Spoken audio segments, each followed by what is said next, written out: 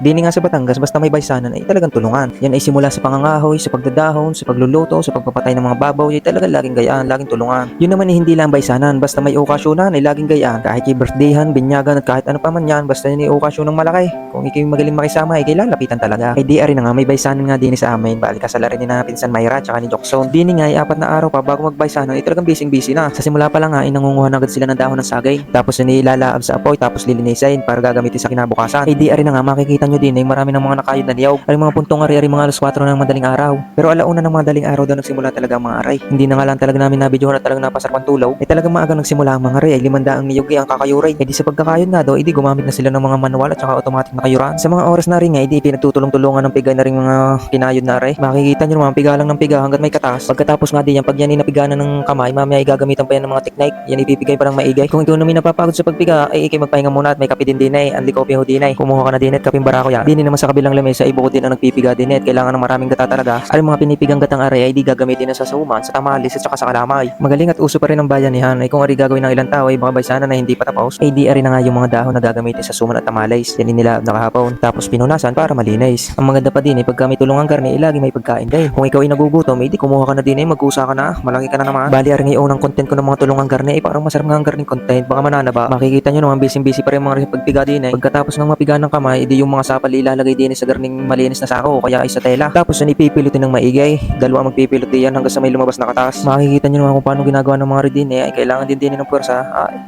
Pilot ng pilaw. Pagka nga gagawin nyo ang garne, isisiguraduhin nyo din walang butas yung sako o kaya yung tela para walang mahuhulog ng mga sapal. Pagka talagang wala nang mapigang katas, ay di ilalagay na sa plangga ng aray at kaawa-awa na, pigang-piga na. Pagkatapos ng mapigang lahat, yun isinasala pa ulit ng garnay para siguradong walang sapal. Bali sa mga oras na rin, may naluto na nga silang pang tamales. Bali binibilog-bilog muna nga nila yung malagkit tapos ilalagay nila sa dahong aray. Yan ang may pagtutupi-tupiin lang tapos lalagyan ng talay. Kung titingnan nyo, madali lang din kung gawin pero kung hindi ka sanay, mahihirapan ka din. Pagkatapos nga niyang maibalot sa dahon ng saging, ay di tatalian lang ng straw at ayos na. Ang maganda din ay sadyang may nagbibilog ng malagkit, tapos sadyang may nagbabalot ng dahon ng saging, tapos mayroon din sadyang nagtatali ng straw. Kung bagay kanya-kanya talagang gawa, hindi na para mas mapabilis aray. Ay di pagkatapos ng mabalot lahat ng tamales, ay di pagsasama-samahin muna din sa plangga ng aray. Tapos maya-maya ay lulutuin din sa tulyasay. Hindi ko lang alam kung may ilang kilo rin malagkit, basta rin madamay. Ay ilang hango naman ng tamales at suman na yung gagawin din ay. Sa mga oras naman na rin, ang gagawin naman yung pangsuman. Ay di ari na nga, hinahalo-halo na din yung gata hanggang sa ari kumulaw. Ay di pag nakulo na nga, ay di isasama na rin malagkit na aray, yan, ihuhuhu na. Sa pagluluto nga ng garning sumanin ay dapat ay talagang laging halo aray. At pag yan ay hindi mo inalagaan ng halo ay yan ay masusunog, magkakatotoo. Kaya dapat pag nagluluto nga na rin dapat may kapalitan ay sa paghalo at parang nakakasawa din pag humalo na ng humalo. Pag nga nagluluto ng garning sisiguraduhin yung walang masasayang ay kamahal din ng kilo ng malagkit. Di kaya rin pinagkasaid-said yung mga malagkit na nasa planggana.